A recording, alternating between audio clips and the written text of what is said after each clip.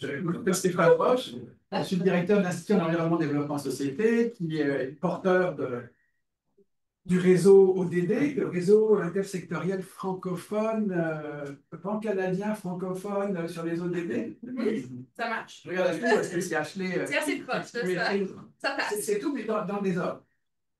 Oh, c'est l'importance, c'est qu'il et qui est finalement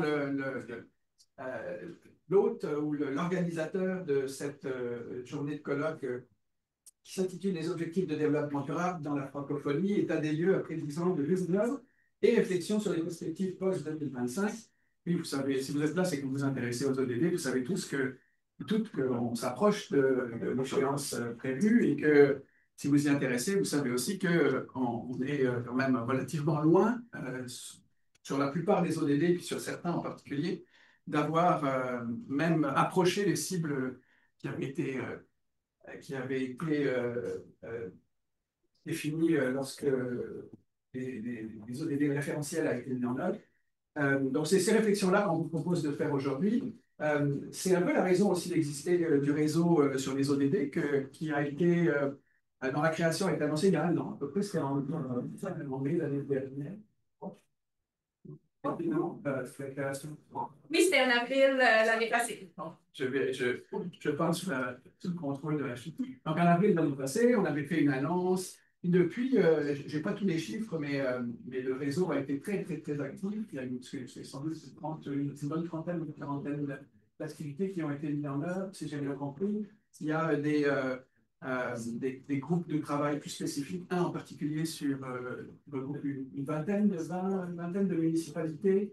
15. Je suis optimiste, peut-être que ce sera 20 après le colloque. Et qui s'intéresse en particulier aux enjeux de ce qu'on appelle la localisation des ODD, comment on les décline, comment on priorise des cibles localement pour s'assurer que ce référentiel fasse du sens et qu'il nous aide et qu'il aide les communautés locales à cibler les bons enjeux et à se doter des outils de suivi pertinents. Donc, je ne vais pas prendre plus de temps, juste pour vous remercier encore une fois, à la fois en ligne et ici dans la salle, d'être avec nous. Et je vais, sans plus tarder, vous présenter le conférencier d'ouverture de cette journée qui fait l'honneur d'ouvrir la journée. On aurait aimé qu'il soit avec nous, mais il est basé à Paris, donc c'est parfois un peu compliqué pour des raisons aussi d'empreinte environnementale, finalement. Peut-être de ne pas être là, mais d'être avec nous virtuellement. Donc, Guillaume Lafortune, qui est le vice-président et le directeur du bureau de Paris du réseau des solutions pour le développement durable des Nations Unies, là, le réseau SDSN, que vous connaissez sans doute toutes et tous, qui est le plus grand réseau mondial de scientifiques et de praticiens qui sont mobilisés pour la mise en œuvre des ODD. Donc, Guillaume, il a rejoint SDSN en 2017, qui a dirigé les travaux sur les données, les politiques et le financement liés aux ODD, y compris la préparation du rapport annuel sur le développement durable. Alors, en 2020-2022, il était membre de la commission COVID-19 de l'ANSET, que vous connaissez, qui est un journal scientifique dans le domaine des sciences médicales en particulier, et où il a coordonné les groupes de travail sur la politique budgétaire et les marchés financiers et la relance verte, et a coécrit le rapport final de la commission. Guillaume est également membre du Centre de recherche en économie de Grenoble, EG, à l'Université Grenoble-Alpes, et auparavant, il a travaillé comme économiste à l'OCDE à Paris et au ministère du Développement économique du gouvernement du Québec. Et Guillaume est l'auteur de plus d'une cinquantaine de publications scientifiques, chapitres d'ouvrages, notes de politique publique et rapports internationaux sur le développement durable, la politique économique et la bonne gouvernance. Donc, vous comprenez qu'il a certainement beaucoup de choses très intéressantes et pertinentes à partager avec nous aujourd'hui.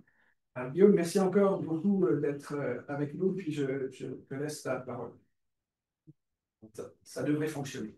Oui, ben merci beaucoup Stéphane, merci aussi à Ashley pour la présentation et les introductions. C'est un plaisir d'être ici. Je pense que c'est la première fois que je participe, je suis même sûr, au congrès de l'ACFAS. Donc en tant que Québécois, je suis ravi. Effectivement, je travaille aujourd'hui à Paris, mais ravi d'intervenir. Donc merci aux organisateurs de l'ACFAS, merci évidemment aussi au réseau DD à l'Université Laval, non seulement pour l'invitation, mais aussi pour le travail effectivement formidable que vous faites pour avancer ces sujets au Québec et au Canada. C'est un plaisir d'intervenir en français. J'avoue que la plupart de mes interventions sont souvent en anglais. Du coup, il y a certaines slides, en fait la plupart qui seront en anglais, mais j'ai essayé là où j'ai pu de traduire un peu avant mon intervention. Peut-être avant de rentrer dans le vif du sujet pour la présentation d'aujourd'hui qui s'intitule donc 10 ans, les objectifs de développement durable, état des lieux après 10 ans et perspectives à court et plus long terme. Peut-être, alors je vois pas mes slides défiler. Est-ce que vous pouvez me dire s'il est... Oui, ok, c'est bon. Je vois que ça change. Peut-être juste un petit mot sur le réseau des solutions au développement durable des Nations Unies qui a été créé en 2012. Alors à l'époque, c'était le secrétaire général Ban Ki-moon, pour mobiliser justement la recherche et la science autour de ces objectifs. Donc c'est le plus large réseau effectivement de chercheurs et de scientifiques mobilisés sur ces sujets. Et on travaille principalement sur quatre grandes choses. La première, c'est effectivement du travail d'analyse et de données. Donc, on fait beaucoup de travaux sur les trajectoires et le suivi de la performance des États sur ces sujets. On est aussi un réseau, donc on est actif, on va dire, sur le terrain. Donc, on fait des initiatives au niveau des campus, des curriculums, mais aussi au niveau des villes, des États, qui sont tirés par les réseaux. Et puis, on a aussi un système d'éducation en ligne au développement durable, la plateforme SDG Academy. Et puis, on a un rôle de conseil aussi auprès d'instances internationales et à l'étranger. Donc, l'idée pour nous, c'était de travailler effectivement depuis 2015 sur la mise en œuvre à long terme de ces objectifs. C'est vrai qu'aujourd'hui, le court terme vient un peu chambouler, bon, à la fois les résultats et à la fois la coopération internationale, notamment dans le domaine du financement, etc. Donc, c'est vrai que de plus en plus, on doit aussi réagir aux événements à court terme. Donc, c'est pour ça qu'aujourd'hui, j'essaierai d'avoir un équilibre entre des sujets plus de long terme et les progrès qu'on a pu voir depuis 2015, mais également de discuter un peu de l'implication du court terme également.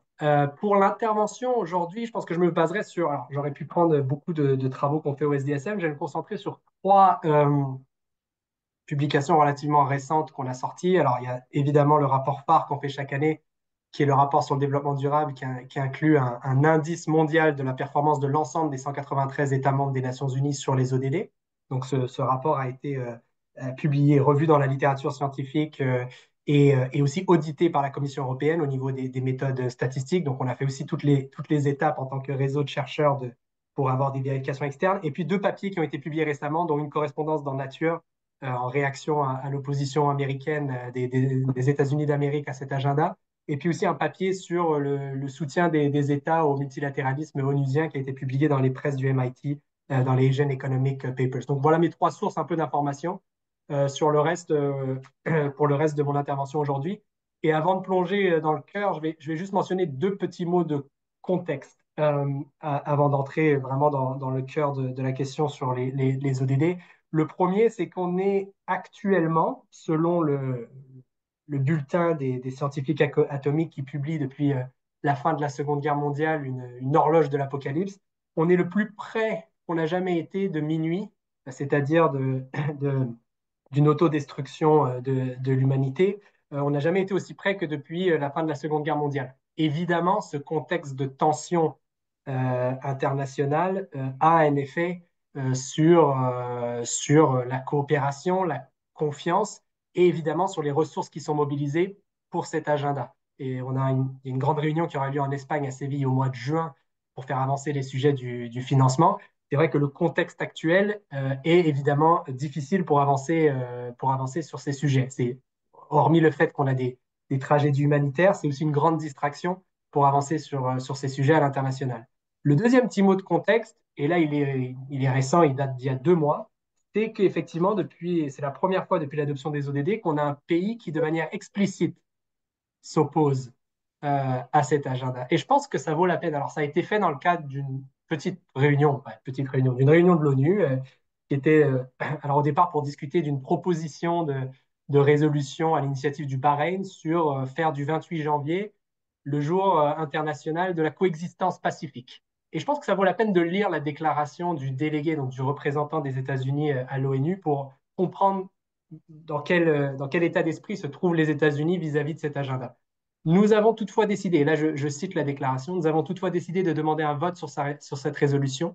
Nous craignons que cette résolution constitue une réaffirmation de l'agenda 2030 et des objectifs de développement durable. Bien qu'exprimé en termes neutres, l'agenda 2030 et les ODD promeuvent un programme de gouvernance mondiale douce qui est incompatible avec la souveraineté des États-Unis et préjudiciable aux droits et intérêts des Américains. En termes simples, Les initiatives mondialistes comme l'Agenda 2030 et les EDD ont été rejetées par les urnes. Par conséquent, les États-Unis rejettent et dénoncent l'Agenda 2030 pour le développement durable, ainsi que les objectifs de développement durable. Et là, c'est important dans le contexte des négociations qui arrivent, et ne les réaffirmeront plus de manière automatique.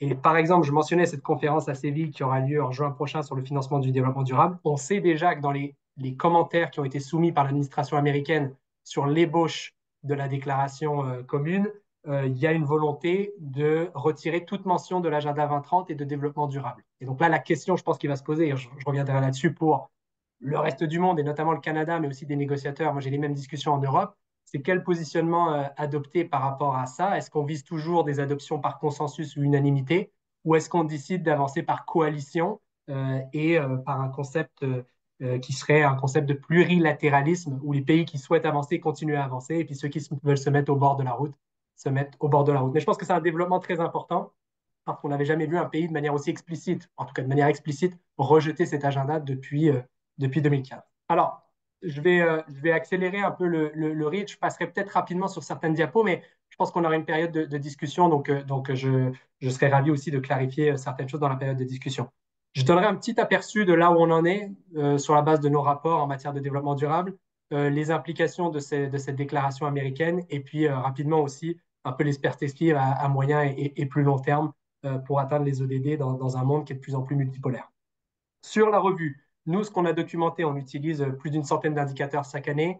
On a une méthodologie, comme je l'ai dit, qui a été revue et bien étudiée aujourd'hui. On estime qu'aucun des objectifs à l'échelle mondiale est en voie d'être atteint d'ici 2030, avec notamment des grands enjeux sur l'agriculture durable, les régimes alimentaires durables, la faim dans le monde, l'ODD 2, l'ODD 14, l'ODD 15 sur la biodiversité, et également des enjeux autour de l'ODD 16 sur la paix et l'ODD 11 sur les villes et communes durables. Ce sont tous des indicateurs qui sont dans le rouge et aussi où les progrès sont, il y a une stagnation des progrès, donc il n'y a pas de progrès grosso modo, donc grande distance vers les objectifs et pas de progrès. On estime que sur l'ensemble des cibles, il y a moins de 20% des cibles qui sont actuellement en voie d'être atteintes d'ici 2030. Ça, c'est une diapo qui montre grosso modo en vert, c'est quel aurait dû être le taux de croissance annuel sur l'indice ODD pour atteindre les ODD, quelle a été, ça c'est la ligne bleue qui est non pointillée, quel a été le niveau de progrès. Et là, ce que ça montre, c'est aussi l'écart net entre la trajectoire qu'on avait pré-Covid versus la trajectoire sur laquelle on est. Il y a un petit écart, comme vous le voyez, donc il y a eu une perte nette due à la pandémie de Covid, mais même avant la pandémie de Covid, on n'était pas sur la trajectoire pour atteindre les ODD.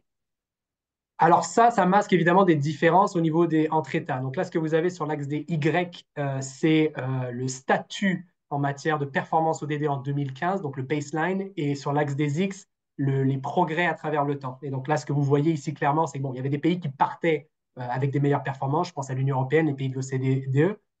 La croissance a été moins importante en termes de progrès ODD, mais ils partaient d'un plus haut stade.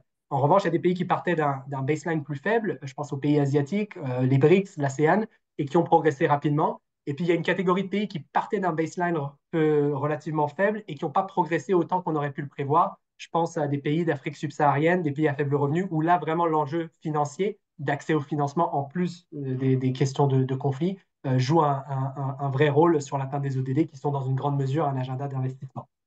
Ça masque aussi des réalités différentes à travers les indicateurs. Je passe rapidement, mais il y a des indicateurs sur des accès basiques aux infrastructures et aux services publics qui progressent. Et en revanche, des indicateurs liés aux EDD biodiversité, mais aussi aux systèmes alimentaires, au régime alimentaire, et également à l'ODD 16, notamment à la liberté de la presse, par exemple.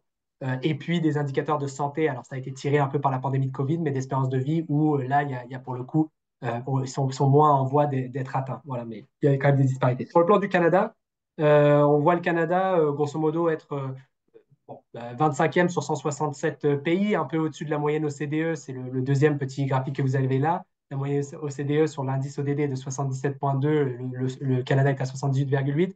Un peu moins de 50% des cibles qui sont atteintes ou en voie d'être atteintes. Ça laisse 50% des cibles soit qui vont dans la mauvaise direction ou qui stagnent. Là aussi, pour le Canada, aucune des cibles n'ont été atteintes aujourd'hui. On voit des progrès sur les questions de pauvreté assez rapides. En revanche, des enjeux autour de la consommation durable, de l'action climatique et de la biodiversité notamment, avec des distances aux objectifs importantes et des progrès relativement faibles ces dernières années. Et un autre enjeu, mais qui est commun à tous les pays de l'OCDE, c'est les enjeux autour des chaînes de valeur, ces externalités générées à l'étranger, en externalisant certaines chaînes de valeur et chaînes de production comme le ciment ou l'acier et en réimportant les productions ensuite qui génèrent des émissions de CO2, de la réflexion des ressources en eau, des impacts sur la biodiversité à l'étranger pour satisfaire la consommation des Canadiens. Mais c'est on a les mêmes résultats, les mêmes enjeux au niveau de l'OCDE en général. Un engagement évidemment fort du Canada, si on s'écarte un peu des données de résultats, avec plusieurs revues nationales volontaires, mais également, honnêtement, le Canada a été un des pionniers sur la mobilisation du Bureau du vérificateur général, des systèmes d'audit pour s'impliquer dans le suivi un peu des performances. Et puis évidemment, un réseau SDSN Canada et des conférences comme celle-ci, mais aussi Together Ensemble pour mobiliser la société civile. Je vais avancer rapidement donc, sur les implications un peu de cette opposition américaine que je mentionnais au préalable. Alors, le principal point dans l'intervention que je veux faire aujourd'hui, c'est de dire que la différence de ce qu'on a vu là, les 2 derniers mois depuis le 4 mars, c'est qu'aujourd'hui, c'est explicite. Avant, il n'y avait pas un soutien majeur de l'administration américaine pour ces enjeux, mais c'était un plus implicite. Mais si on prend par exemple ce que je mentionnais tout à l'heure, la présentation aux Nations Unies de revues nationales volontaires, depuis 2016, les États-Unis font partie des 3 pays qui ne sont jamais allés aux Nations Unies pour présenter leur plan d'action sur le développement durable. Hein.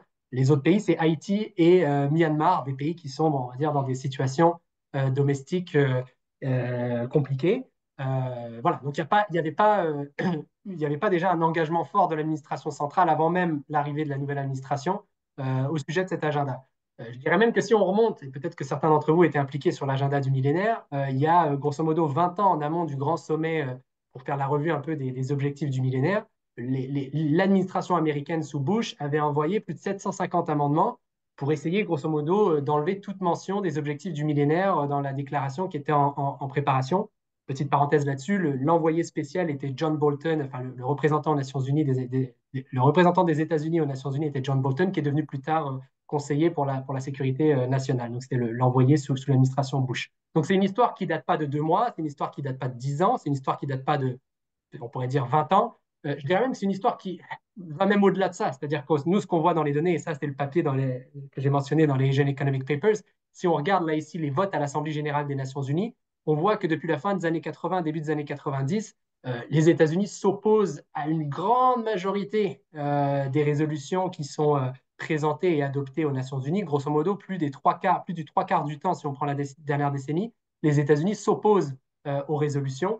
C'est bien en deçà. Là, vous avez une comparaison avec d'autres grands pays comme le Brésil, la Chine, la Russie, le Royaume-Uni, la France, l'Arabie Saoudite. C'est bien en deçà de tout autre pays. Le seul autre pays qui est comparable, ce serait Israël, par exemple, pour donner un ordre d'idée. Mais ce qui est intéressant sur cette diapo, c'est que ce n'était pas la situation historique des États-Unis. Si on remonte dans les années 50, et pas oublier que Franklin, le président Roosevelt et sa femme, Eleanor, ont joué un grand rôle dans la création des Nations Unies, dans les années 50, les États-Unis étaient beaucoup plus alignés avec le reste de la communauté internationale.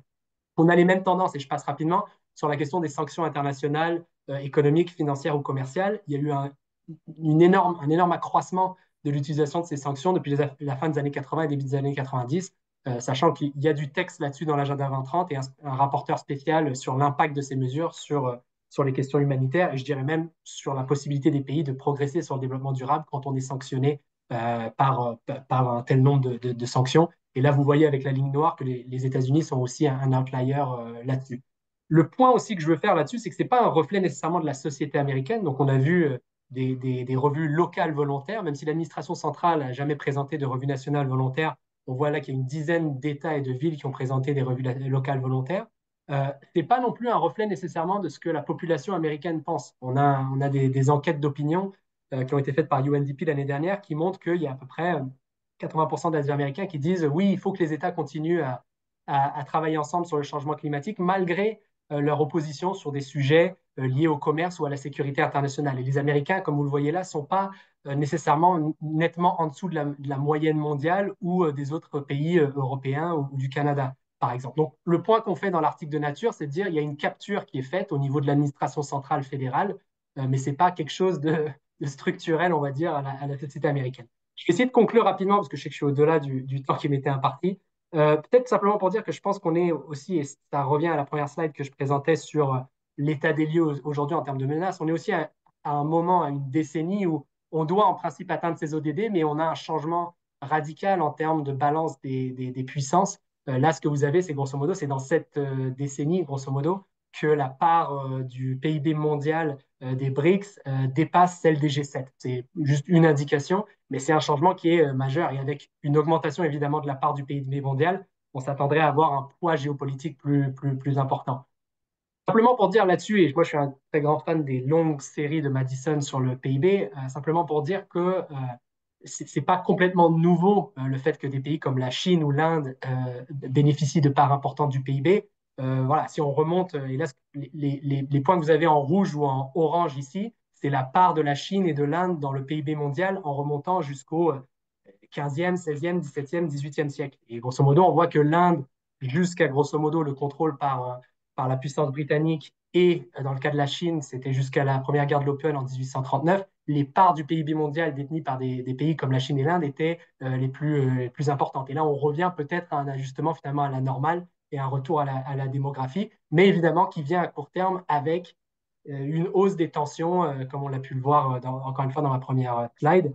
Il y a une citation d'un philosophe italien qui dit la crise consiste, et c'était en 1929, la crise consiste précisément dans le fait que l'ancien est en train de mourir et que le nouveau ne peut naître. Dans cet interrègne, une grande variété de symptômes morbides apparaissent. C'est d'Antonio Gramsci et je pense que ça décrit bien le moment où on est. Rapidement, la question qui se pose, c'est est-ce que, alors qu'on transitionne vers un monde multipolaire, est-ce que finalement ces puissances qui émergent sont moins engagées vers le développement durable? Et là, je me concentre vraiment juste sur les ODD. Et la réponse à ça, bah, c'est pas clair en tout cas qu'ils sont moins engagés que les États-Unis, qui étaient la puissance, on va dire, unipolaire jusqu'à maintenant. On voit que des pays comme l'Indonésie, l'Inde, mais aussi le Brésil, la Chine, l'Arabie Saoudite, l'Afrique du Sud ont présenté plusieurs revues nationales volontaires aux Nations Unies. Je l'ai montré tout à l'heure, quand on regarde les progrès sur cet agenda, ça fait partie des régions aussi qui ont le plus progressé. Ça ne veut pas dire qu'il n'y a pas d'enjeu, mais il y a eu aussi des progrès assez notables. Et puis globalement, malgré le retrait américain sur cet agenda, on voit, nous, toujours un engagement fort, que ce soit en Europe, là c'est le côté droite de la slide où il y a beaucoup d'engagement, y compris là la nouvelle administration à la Commission européenne, dans ses lettres de mission au commissaire, a demandé au commissaire de mettre en œuvre, de décrire comment il mettrait en œuvre les objectifs de développement durable. Mais on travaille également avec des pays, bon, dans la francophonie, le Bénin ou l'Ouzbékistan, mais il y a également des organisations comme le FMI qui ont utilisé les ODD pour des outils financiers. Donc il n'y a pas un manque de momentum, je pense, nous, quand on regarde à l'échelle mondiale autour de cet agenda. Donc pour conclure, si on regarde sur 10 ans, euh, globalement, il y a eu quelques progrès sur certains indicateurs et dans certaines régions, mais globalement, effectivement, il y a des grands enjeux qui perdurent. Je pense que les ratés ont été dus à la fois à des problèmes de gouvernance internationale, sans doute des crises qui ont été créées par l'humain. Je pense que la plupart des crises dont on fait face sont créées par l'humain, que ce soit géopolitique, climatique, peut-être aussi les crises liées à la santé et à la pandémie également, même s'il y a encore un débat là-dessus. Et puis, dans les pays en voie de développement, c'est l'enjeu de l'espace fiscal et de l'accès financier. Euh, L'opposition américaine aux ODD et au multilatéralisme n'est pas nouvelle, c'est simplement qu'elle est plus explicite aujourd'hui. Un monde multipolaire, en principe, on pourrait imaginer un scénario où ce ne serait pas également nécessairement négatif pour la mise en œuvre des ODD, mais évidemment, il y a des grands risques à court terme, ce que Mersheimer appelle la tragedy of great power politics.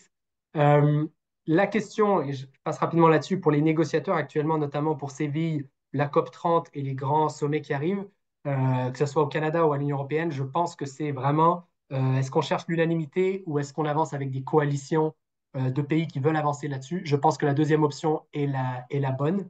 Donc ça, c'est les principaux messages. Et puis, un message pour la recherche et l'université. Je pense qu'il y a un grand rôle pour les universités et les centres de recherche aujourd'hui, à la fois à continuer à démontrer que c'est possible de faire des progrès, d'amener des solutions techniques, des trajectoires de long terme, finalement de continuer de réfléchir le long terme malgré un focus actuellement qui est très très court terme, mais également de mettre en perspective un peu les ODD et la coopération internationale dans un continuum historique qui est très très long finalement. Je pense que c'est important de se rappeler que ça a été une multitude de sommets, de réunions, d'accords qui ont finalement permis d'adopter les ODD et que ce n'est pas le moment de lâcher prise voilà, sur cet agenda, y compris les pays qui ont soutenu cet agenda depuis le départ. Je pense à l'Union européenne et au Canada notamment.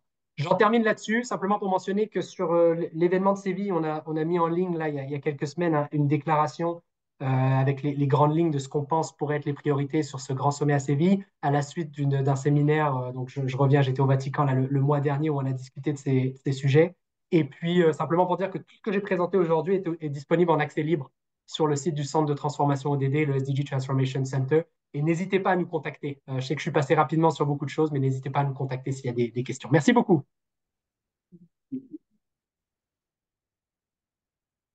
Merci beaucoup, Guillaume. Est-ce que tu as 5 minutes pour rester en plus avec nous pour Oui, un échange? bien sûr. Avec plaisir. Donc, y a-t-il des questions, des réactions? Oui. Merci, M. Lafortune, pour la présentation. Super intéressant. Jean-François Beaulin, je suis professeur à l'ATS en génie électrique. Et ma question, c'est au niveau des ODD, à l'horizon 2030, comme on est aux 2 tiers de l'avancement de ces ODD actuels, est-ce qu'il y a déjà des travaux en cours pour prévoir la suite des ODD 2045, je ne sais pas? Ouais. Oui, oui, c'est évidemment une très bonne. Est-ce que je prends une série de questions ou est-ce que vous voulez que je réponde à. C'est comme vous voulez, hein. C'est comme tu veux, on peut peut-être y aller au fur et à Question mesure. par question? Oui, Ouais, oui, ok. Très bonne question, évidemment. Alors, je pense qu'il y a déjà des travaux scientifiques, des papiers scientifiques avec des propositions qui ont été faites. Je pense à un papier publié dans Nature. Alors, si je ne me trompe pas, l'auteur principal était Fuso Nerini, mais mon président était co-auteur aussi, Jeff Sachs. Il y a d'autres groupes, d'autres consortiums qui travaillent également à faire des propositions en amont de l'expiration, évidemment, de cet agenda. Je pense qu'un moment clé, ce sera le prochain sommet à niveau chef d'État. Donc, vous savez, quand les ODD ont été adoptés, je pense que c'était une force en principe des ODD, c'est qu'il y a eu un gros focus sur le système de revue, de monitoring. Donc, il y a le forum de haut niveau, qui est principalement un niveau ministériel qui arrive chaque année. Il y a évidemment un système d'indicateurs de suivi annuel également, mais on s'est mis d'accord également pour se dire, mais chaque 4 ans, il y a une réunion à niveau chef d'État pour discuter de cet agenda, avec également un rapport scientifique, le Global Sustainable Development Report, qui est publié en amont à chaque fois de cette grande réunion. Et là, la prochaine réunion à niveau chef d'État aura lieu en 2027. Et je pense que ça sera un moment effectivement clé pour la question de l'agenda 2030 et de la continuation de cet agenda. Nous, ce qu'on encourage l'Union européenne à faire, c'est à se positionner rapidement, peut-être même à avoir des déclarations politiques en amont de ça, montrer le leadership. Également, peut-être l'Union européenne a été, même si ce n'est pas un État membre des Nations Unies, a préparé quand même une revue volontaire. La question que je me pose pour le Canada, c'est est-ce que ça pourrait pas être aussi un bon timing pour le Canada de réaffirmer en avant de 2027 son leadership sur ces enjeux et peut-être de préparer une troisième revue nationale volontaire, par exemple. Est-ce que le Québec pourrait pas également jouer un rôle là-dessus avec une revue volontaire? C'est une idée également. Mais tout ça pour dire que je pense qu'il y aura un gros momentum qui va continuer à évoluer jusqu'en 2027. Ma position personnelle, et ça ne reflète pas nécessairement la position de l'organisation, mais ma position personnelle, c'est qu'il va falloir être innovant, je pense. Parce que si on devait refaire toutes les négociations et réouvrir toutes les négociations comme en 2015, c'est pas certain qu'on puisse se mettre d'accord à 193 États. Il y a peut-être des manières innovantes de finalement poursuivre l'agenda, d'ajuster peut-être certains cibles, certains indicateurs. Je pense que par exemple, l'intelligence artificielle n'était pas nécessairement très bien intégrée dans l'agenda précédent, mais d'y aller plutôt à la marge et peut-être d'aligner la temporalité du prochain agenda avec l'accord de Paris. Donc peut-être d'aligner les deux agendas à 2050. Je vis dans un pays, la France, qui je pense a bien conscience que si on veut avancer sur Paris, ça doit aller de pair avec les avancements sur les ODD. On a eu les gilets jaunes, évidemment, qui ont été une réaction finalement avec sur des réformes qui étaient liées pour avancer l'effort sur les questions climatiques, mais qui n'ont pas nécessairement bien pris en compte les aspects sociaux. Et donc peut-être que d'aligner, on va dire, l'aspect plus intégré, développement durable, socio-économique avec l'accord de Paris, peut-être que même en termes de récit, de narratif, peut-être que ça pourrait faire du sens. Voilà ce que je peux dire un peu à ce stade-ci, mais il y a effectivement de la documentation scientifique déjà qui a été publiée. Et bon, pour rien cacher, je contribue aussi à des travaux et à des réseaux où il y aura des publications aussi qui arrivent là très bientôt. Merci. Merci, Guillaume. Et puis juste c'est sûr que ça a été beaucoup discuté lors du dernier forum politique là, à New York en juillet dernier. Et puis c'était pas par hasard, j'imagine que le thème c'était réellement l'ODD 13 et comment l'ODD 13, donc question climat, a un impact très fort sur l'atteinte de tous les autres, puis montrer que tant qu'on n'est pas capable d'adresser de façon assez précise et d'aligner les cibles de l'ODD 13, c'est assez difficile d'envisager l'atteinte des autres cibles, des autres ODD. Donc, tu sais, ça revient un peu à ce que tu disais en alignant les réflexions de l'accord de Paris sur les ODD, là, de remettre aussi ces questions climatiques peut-être plus directement au centre, non?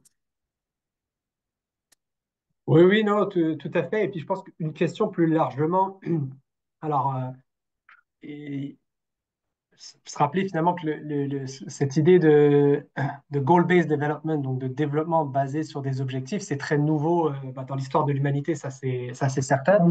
Ça date grosso modo d'il y a 25 ans et même à l'époque, c'était plutôt la première série d'objectifs était pour des pays plutôt en voie de développement. Aujourd'hui, depuis 10 ans, on a des objectifs universel. Mais moi, je crois beaucoup dans ce goal-based development en complément effectivement du rules-based development, donc des traités, des accords internationaux, etc. Et je pense que, parce que la question que tu peux se poser, c'est finalement, bon, on n'a pas réussi à atteindre ces objectifs, est-ce que ça vaut la peine de poursuivre sur cette voie? Et je crois vraiment que oui, parce que je pense qu'au cours de ces 10 dernières années, et il y a encore du travail scientifique, académique à faire là-dessus pour documenter un peu les bonnes pratiques, mais j'ai plein de pays en tête et plein d'initiatives en tête où on a vu que d'avoir un cadre commun, un langage commun tel que les ODD a permis finalement, grosso modo, de se libérer de la question du what, du quoi, et de réfléchir vraiment au commun, à réfléchir à des trajectoires financières, de politique publique, des instruments, comme je l'ai dit, financiers, y compris des bons du trésor ODD qui ont été développés.